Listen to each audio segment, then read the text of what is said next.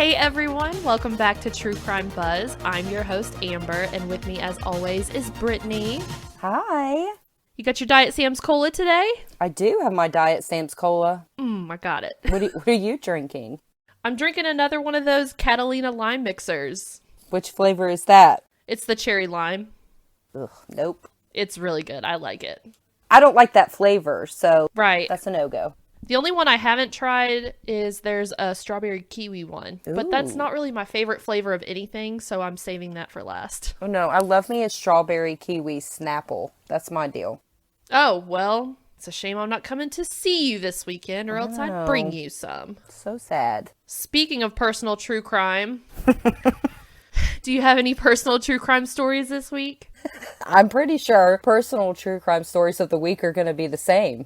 It's just, They are the same. Yeah, it's that there's a gas shortage, supposedly. It's really just because people are maniacs and have to go out and fill up trash bags and cans of gas. And my best friend Amber was supposed to come see me this weekend for my birthday. And we had big plans, and now there's no gas. We did. We had so many plans. We were going to record in person for the first time. We were going to go celebrate your birthday. We were going to do all the things. And that all got taken away from us because people like to be gas hoarders. They do. I'm like, did you guys not learn anything from toilet paper? I know, right? You would think we would have learned our lesson last year, but no.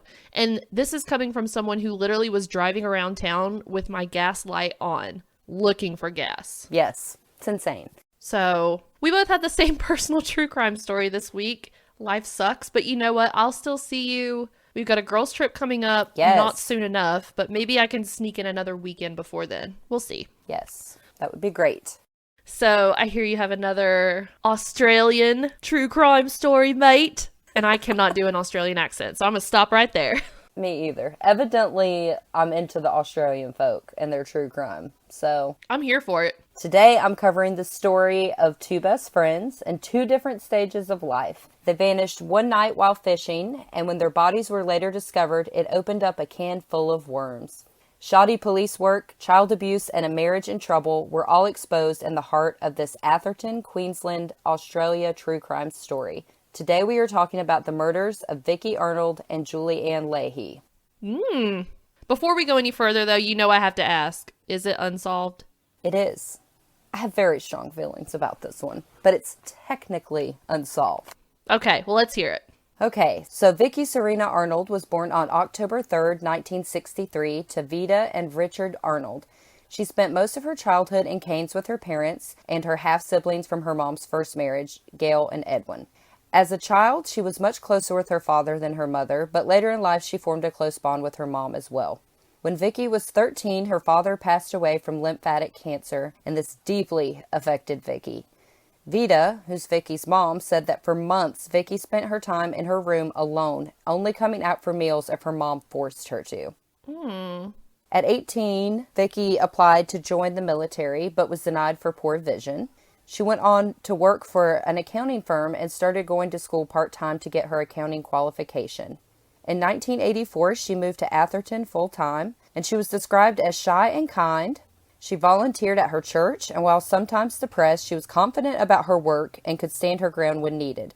She was single, but looking for love, and one day wanted a family of her own.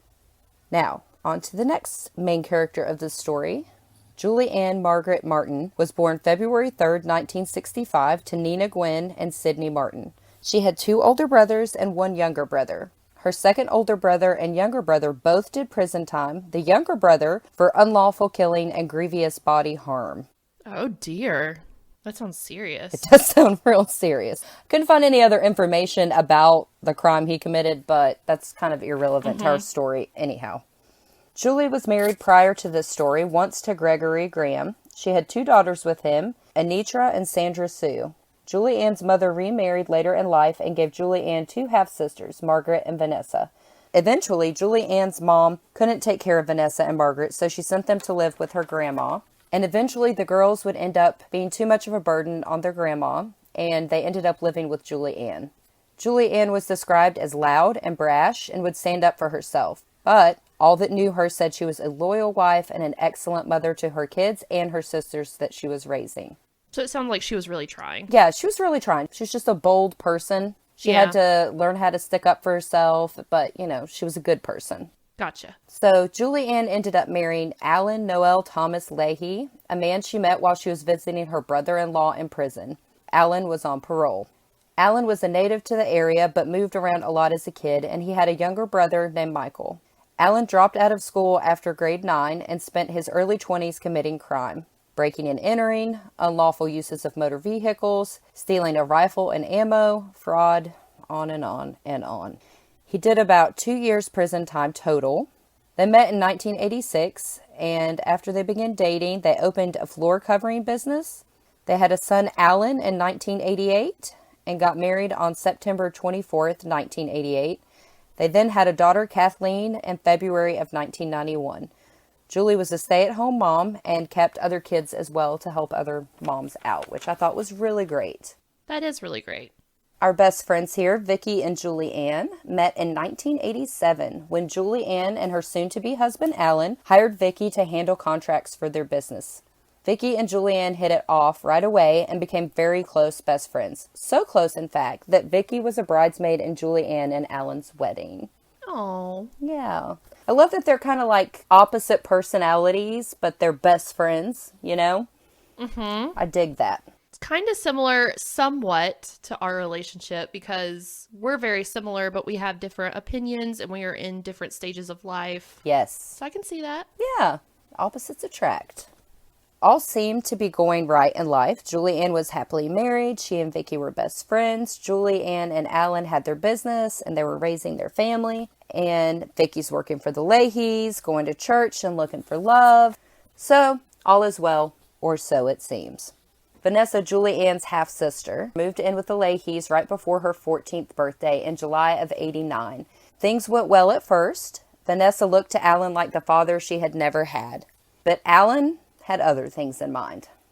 One day, while Vanessa was doing laundry, Alan approached her from behind and started caressing her neck. Ugh. So gross. And although Vanessa had never had a dad and was young and naive, she said she knew that this wasn't fatherly affection. Like, she felt in her gut it was wrong. As time went on, Alan continued to groom Vanessa, taking his advances further and further, eventually insisting Vanessa perform oral sex on him. Oh, really don't like that. He kept pressuring Vanessa to have sex with him, but she would not. Vanessa said the abuse made her feel dirty and ashamed, and that she felt that all the people at school could look at her and tell how dirty she was. So she kept quiet about the abuse. She didn't tell anybody about it at this point in life. Oh, that's sad. Isn't it, though? Because that's not her fault, you know? No, not at all. But they make you feel like it's your fault. Yeah, it's awful. Then Julianne's other half-sister, who was 16 at the time, moved in with the family that December. Her name was Margaret. Alan started abusing Margaret as well, and Vanessa took a temporary backseat to Alan's abuse for a short period of time. But this time, Julianne recognized that Alan was paying too much attention to Margaret. Julianne confronted Alan, who denied anything was going on, because of course that creep did. But Julianne wasn't buying it. She and Alan had a huge argument, which ended up with Margaret going to live with her boyfriend at the time, and Julianne taking the kids and leaving. So, go her. Yes. However, Julianne and Alan ended up reconciling a few weeks later. No. I know. But to be fair, she thought she had gotten her sister out of harm's way, and he said there's nothing going on. She didn't have proof of it, you know, so she didn't realize she was obviously putting her other sister in harm's way. So, with Margaret no longer in the picture, Alan picked back up in his sexual abuse of Vanessa. Hate this guy. Also, it should be noted that the Leahys were having financial issues. Alan's biological father had given his son $160,000 to start building a house on Denzer Drive. But that wasn't enough money, so Alan had to take out a $100,000 mortgage on the home.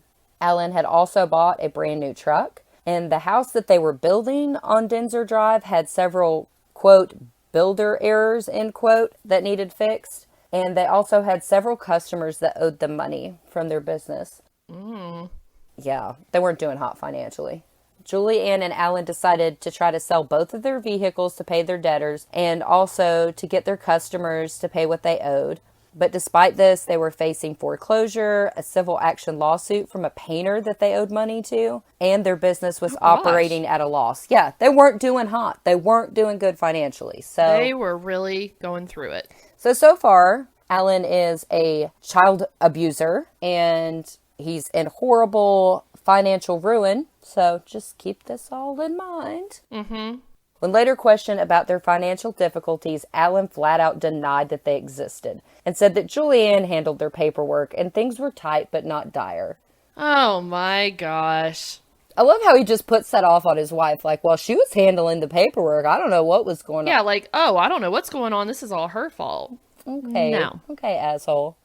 So, on February 2nd, 1990, Alan took out a life insurance policy on himself and Julianne. Well, that doesn't sound good. Right, though? Okay. At all. That's never a good sign. As soon as you know life insurance is getting brought up, you're like, Literally, my own husband looked at me so weird when I said, don't you think we should have life insurance now that we are, like, married and have a house together? Never given him any inkling I would ever do anything to him, but he still was like, are you trying to murder me? Right, what did I do? And I was like, I'm just trying to be the adult here. It's because we run a true crime podcast. I swear. That's what it is. Mm-hmm. So, $120,000 would be paid to Alan should Julianne die, and vice versa. She would get $120,000 for him. And if Julianne died, also there would be an additional $121,785.22 that would also be paid to the executor of Julianne's estate. Why so specific? And why so much extra?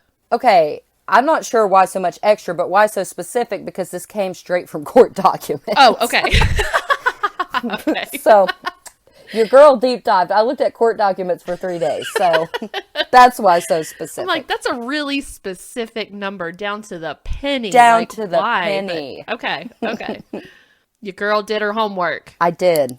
Supposedly, this was Julianne's idea, and he only relented to appease Julianne. And that's from the insurance agent. The insurance agent said she was the one that wanted it, and he just kind of went along with it. Although later on, he would say he had no idea till after she had done it. It's just the whole thing. Just sketchy. So, in the weeks leading up to Julianne and Vicky's disappearance, Vanessa said that Alan was super critical of Julianne. He would constantly tell her that she was a bad housewife and mother. And Vanessa also said that Alan was very vocal about his disdain for Vicky and said that he only tolerated her because she was useful and handled their finances. What is wrong with this guy? He's just a douche. Like, he's such a douche. But, like, to the extreme. Like, who hurt you? Yeah. And why are you treating people like this? Yeah, I don't know.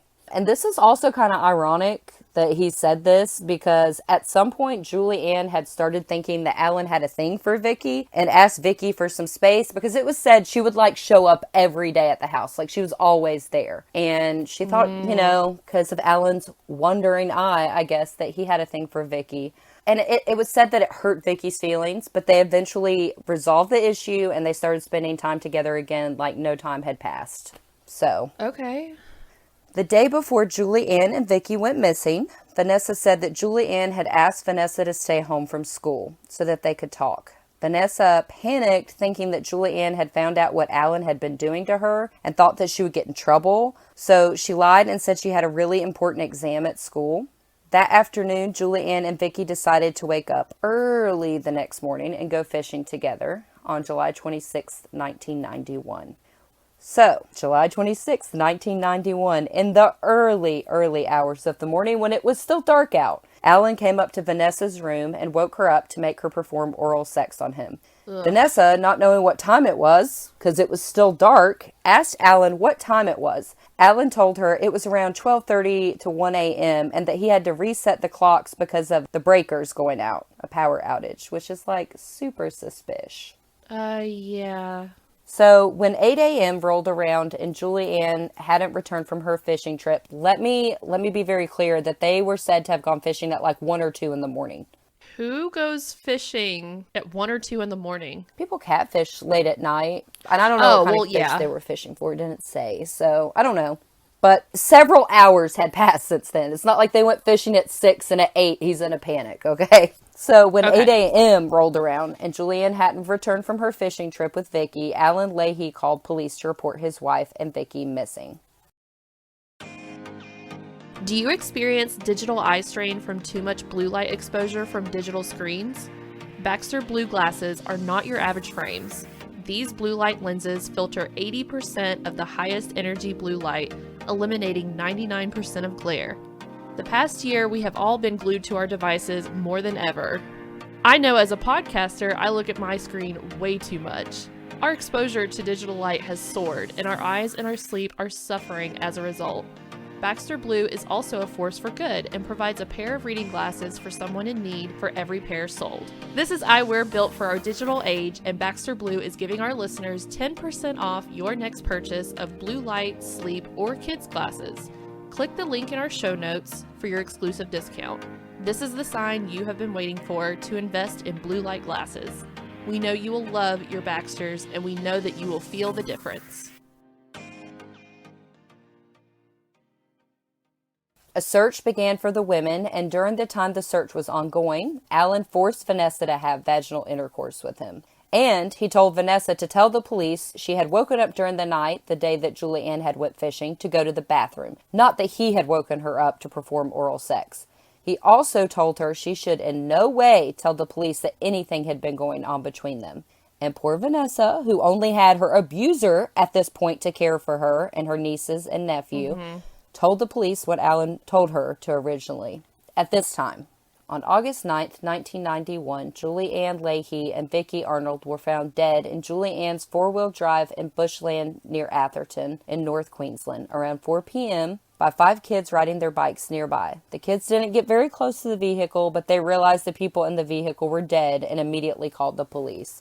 Can you imagine, like, a young kid just riding their bike and coming across some dead bodies?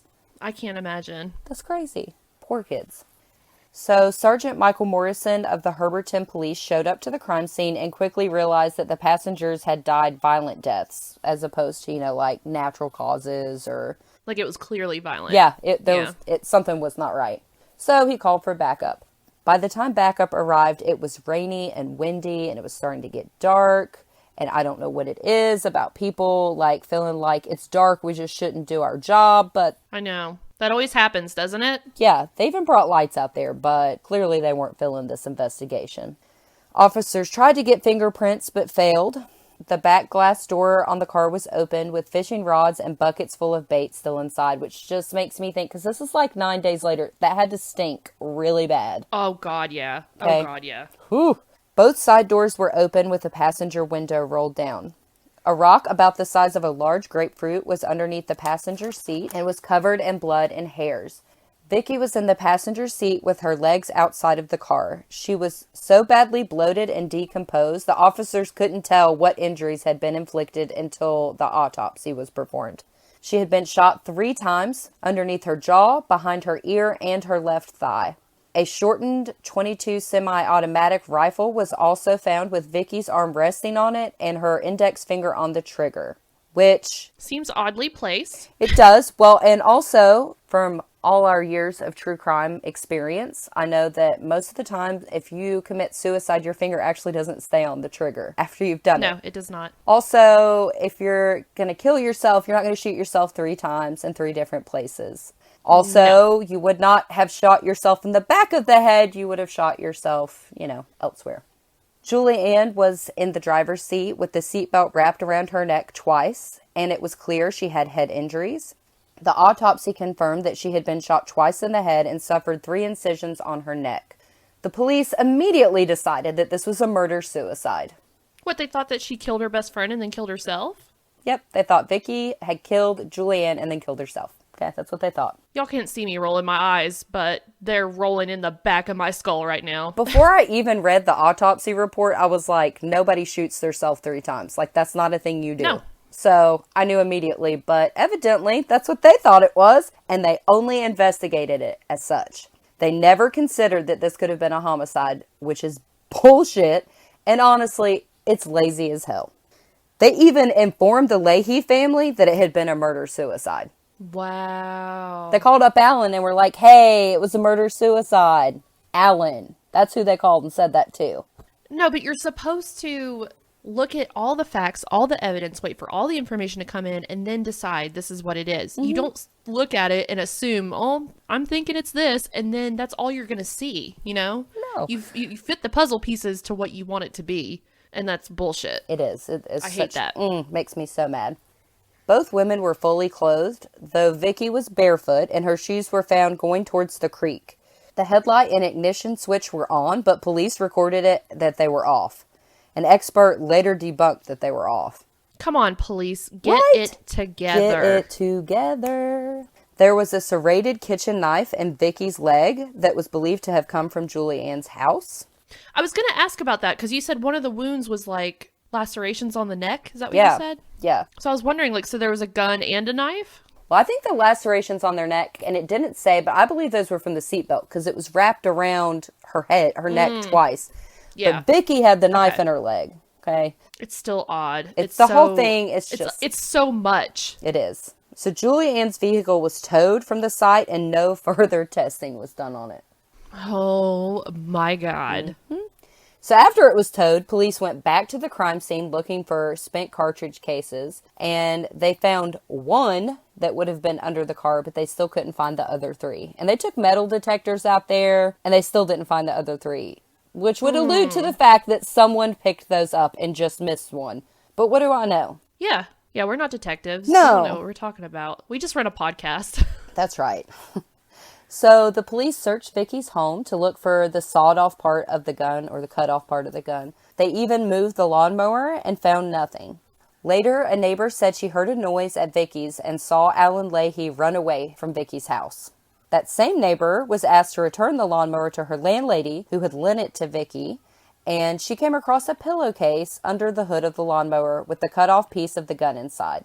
Suspicious. It is. Police say that they would have noticed the pillowcase when they moved the mower. And the neighbor, she gave conflicting stories on how she found the pillowcase. Like, she once said she found it on top of the mower, another time it was underneath. But either way, when you move it, it would have fallen out, or you would have felt the weight difference. Right. She would have heard something clink. You would have noticed, yeah. Right. Maybe she was just scared and she didn't want people thinking that she had something to do with it, and so she... But she said she saw Alan running away, okay? Mm-hmm. It was definitely there after the police had searched. So either way, somebody else put it there. It wasn't there to begin with. Also, that pillowcase was from the Leahy home. It was a missing pillowcase from their home, from Julianne's house. I could have guessed that. Do with that what you will. A nearby gas station attendant said that on the day Julianne and Vicky went missing, she was opening the store around 5:30 a.m. and Alan Leahy came in and bought something and asked if she had seen Julianne, and that she had went fishing around 2 a.m. and was now missing. He said that he was going to go look for her alone and drove off in his white van. But this conflicts Alan's account of the morning. He said when Vanessa woke him up at 6:50 a.m., he realized the ladies weren't back from the fishing trip. He went to Vicky's. They weren't there, so he asked Vicky's neighbor if she had seen them. And when she said no, he went home, got one of the kids, and searched for Julianne and Vicky. And when they didn't locate them, they went to the police station. Also, after Julianne's death, Vanessa and Margaret eventually told the police their stories. Alan admitted that he had made Vanessa have sex with him and raise the kids after Julianne's death, but denied that it ever happened before. Like, he basically said, oh yeah, after, Julianne went missing, I used Vanessa for sex and to take care of my kids, but it never happened before. And I'm like, dude, that's even more incriminating towards you because literally... I was going to say, like, do you hear what you're saying? But let's remember, this is unsolved. Also, at some point, Alan's second wife that he married 2 years after Julianne, her name was Michelle Black, said that Alan purchased a new car with life insurance money from Julianne's death, but told her to never mention it to anyone. It should be mentioned that Alan said he never really saw the insurance money because of legal fees associated with it, funeral expenses, and, et cetera, et cetera. And that police still can't trace down all of the money from the life insurance policy. No one can still prove where it all went.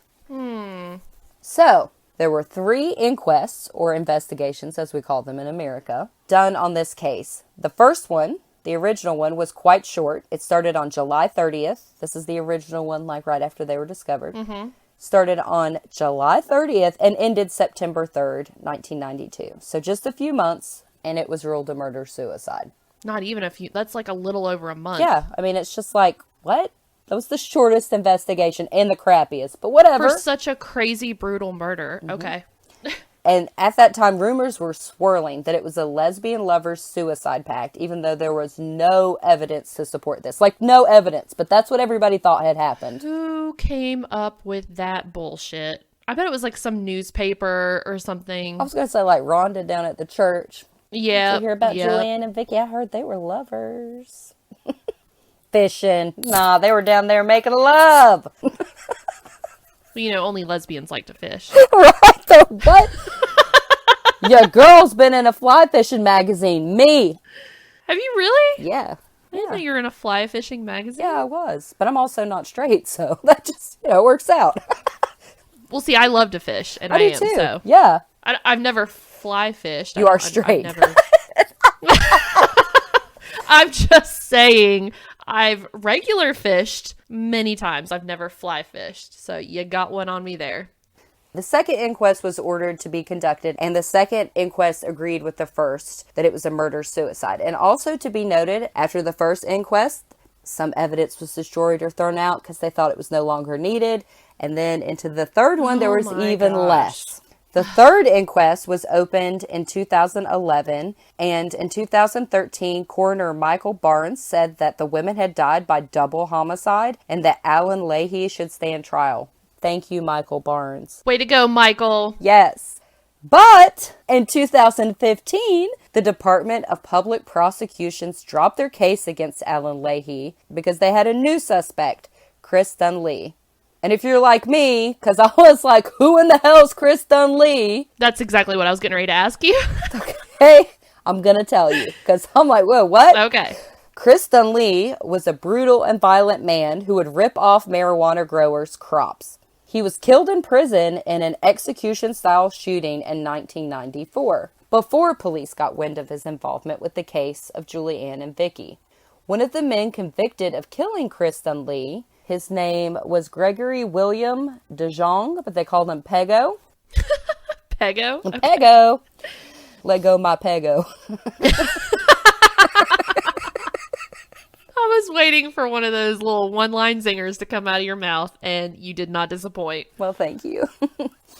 So Peggo contacted an investigative journalist, Robert Reed. And Robert Reed was really known during this time period for shedding a lot of light on horrible investigating and police wrongdoings that were going on. And this is one of those things that he's investigating, was this case. Yeah.